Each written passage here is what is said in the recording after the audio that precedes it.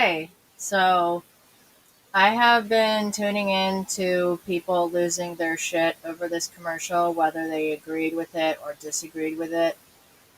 But I have a lot to criticize with this. So I'm gonna do a critique of it as I go along playing the commercial, and then afterwards I'm gonna offer my own thoughts. So here goes.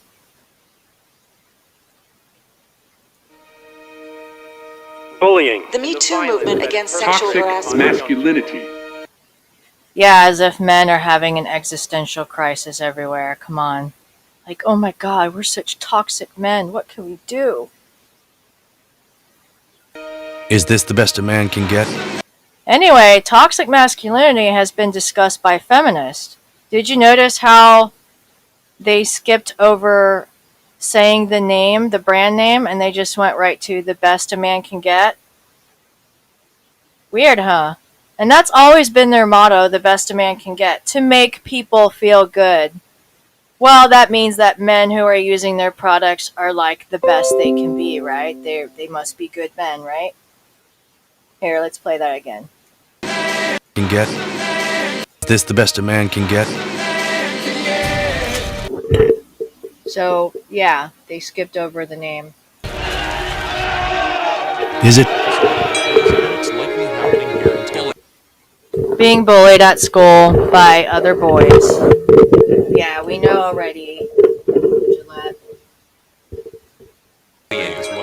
We can't hide from it. Sexual harassment is taking over. It's been going on far too long. You know, that involves all that stuff they're showing too is like it's from the media and other commercials as well. Like it's not like they give a shit about toxic masculinity. It's just advantageous and profitable for them right now because of all these, woke people. We can't laugh it off. Who's the daddy? What I actually think she's. And do you really think that Gillette, in their meeting for figuring out what the new commercial was going to be, where they're like, man, toxic masculinity is such a big issue right now. Man, we should really do a commercial about that. No. People submitted a bunch of different ideas, and they decided that this one was the most advantageous and profitable. And they're not very creative, are they? I mean, they can't say anything about the product itself. They have to attach it to politics.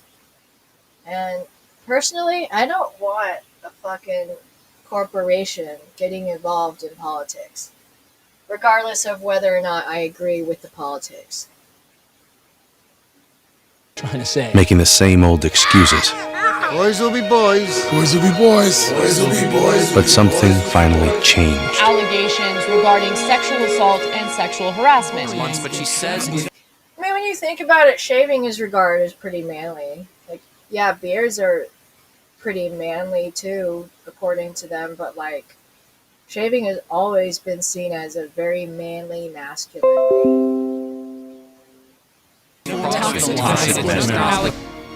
And there will be no going back. Because we believe in the best in men. Men need to hold other men accountable. Smile, sweetie. Come on. To say the right thing. To act the right way. Bro, not cool. Not cool. Some already are.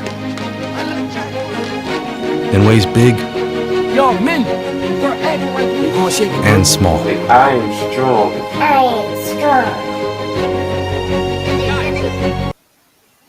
So there's the idea of benevolent sexism right there. I mean, I'm not dissing good fathers or anything, but the idea of benevolent sexism is that women and girls need boys and men to save them. It's the damsel in distress trope. Instead of encouraging women to learn self-defense, how to fight, and for women and girls to stick up for each other. but some is not enough. It's not how we treat each other, okay? Okay. Because the boys watching today will be the men of tomorrow. Yeah, because you need a brand to tell you how to think and how to behave. Yeah, let's keep watching television. Oh my god, let's keep buying stuff.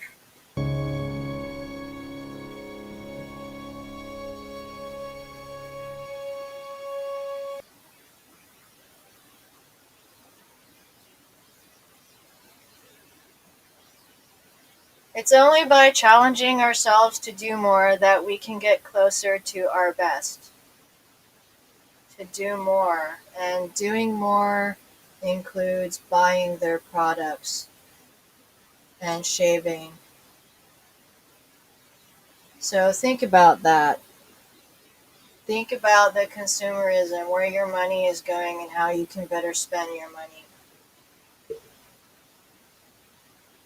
I mean, because obviously by using their products, you're getting closer to your best, right?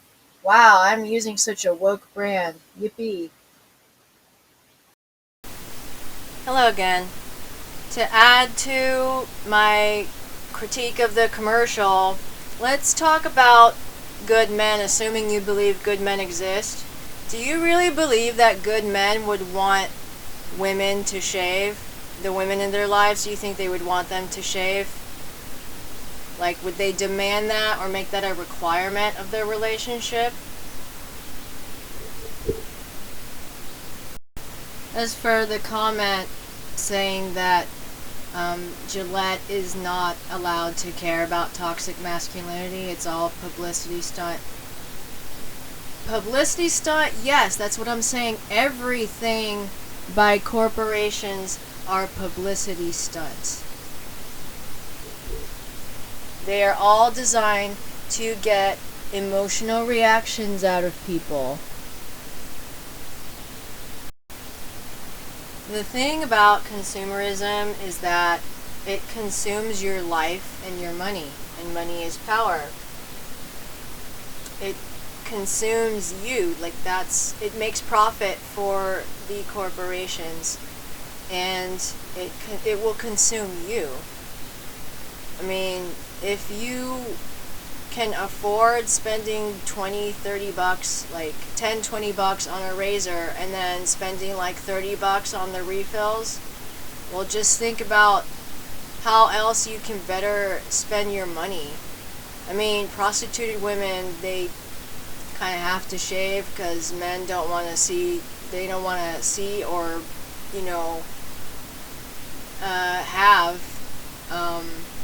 buy women for sex that have hairy legs, you know. But if you are not prostituted, there is no requirement, there is no law saying that you have to shave. And if a man is gonna make you shave, then that is abusive. Now I'm going to read what I had posted on Facebook just to combine it all together. A corporation is not a person. It can advertise whatever political message it wants to convince certain people they actually care. If Gillette were promoting quote-unquote trans men, aka trans-identified women, women would be the ones losing their shit. And, you know, some men would be losing their shit as well, like, hey, those aren't men, those are women. They are letting people believe all the toxic masculine men would boycott Gillette and the good men left are the ones still using it. Even if that were true, men who boycott Gillette would simply go for a different brand owned by the same conglomerate, creating a sense of false competition. And if they had promoted the trans agenda in their ads, I wonder how many upset women they would pay.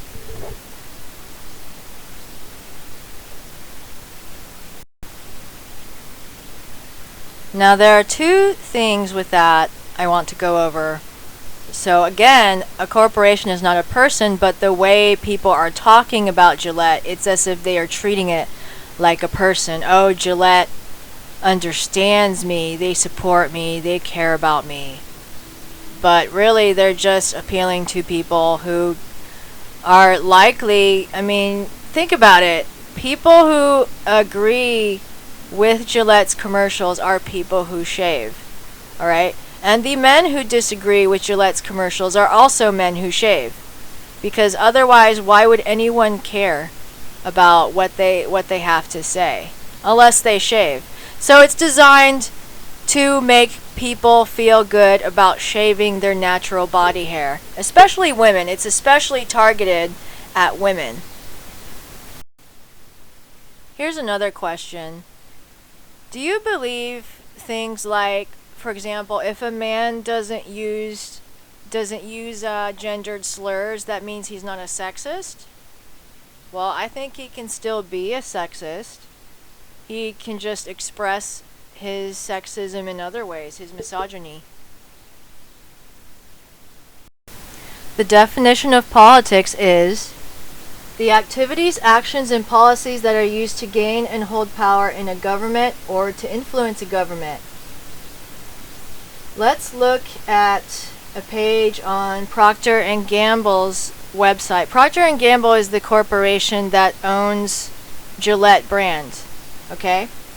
And their page that says Procter & Gamble political involvement says, guided by our purposes, values, and principles, P&G participates in the political process to help shape public policy and legislation that helps us fulfill our corporate purpose, delivering products to improve the lives of the world's consumers. This engagement ensures that the interests of our employees, consumers, and shareholders are fairly represented at all levels of government around the world. We are committed to being transparent about our political involvement globally. End quote. No, it's really about the shareholders, duh. They're just trying to convince more women to buy now, so they appeal to their interests with the toxic masculinity message. What makes you think people will have any say in whether a corporation is fair and honest or not? Their message has little or nothing to do with their actions or their true interest of profit and power behind the scenes. Another issue is the fact that some men don't even buy their own razors. It's their girlfriends, their wives, and their mothers buying their razors. So those women are part of this demographic that Gillette is trying to appeal to, women in general. I'm really not surprised at the lazy lifestyle feminism. And all kinds of feminists apparently are united under shaving. United under shaving. And I have created a poem, and it's called United Under Shaving. Here it is. I pledge allegiance to Gillette, of the United Feminists of America, and to the legs for which it stands, one sisterhood under femininity, indivisible, with skin irritation and self-hatred for all. Here's an alternate one. I pledge allegiance to Gillette of the United People of America, and to the bodies for which it stands, one people under benevolent sexism, indivisible, with fake wokeness and consumerism for all.